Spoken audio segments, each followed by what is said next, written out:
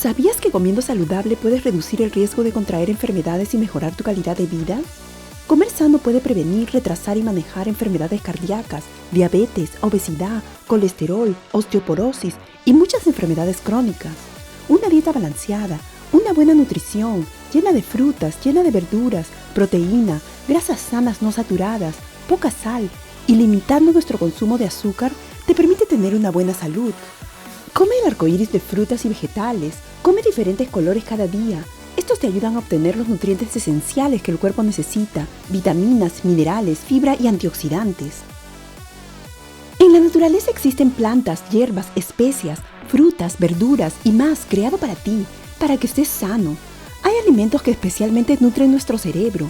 Son clasificados como alimentos para el cerebro, para que éste funcione correctamente, para tener buena memoria. Otros, para el buen humor, estar felices. Otro grupo para relajarnos y mantener bajo nuestros niveles de estrés. Otros más para bajar la inflamación del cuerpo. Otros para tener mucha energía y así una lista larga que puedes tú aprovechar y consumir a tu favor. En este canal te enseñaré de una manera fácil y divertida tips y recetas saludables que permitirán hacer un cambio en tu alimentación y por consiguiente en tu salud.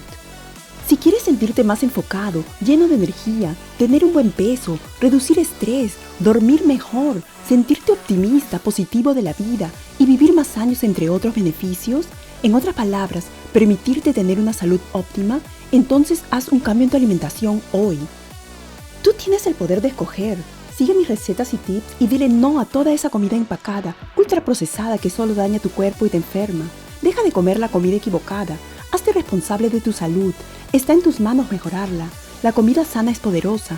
Usa esta gran herramienta. Tú te mereces sentirte bien. Tú te mereces estar sano. Así que recuerda siempre, tu comida es tu medicina.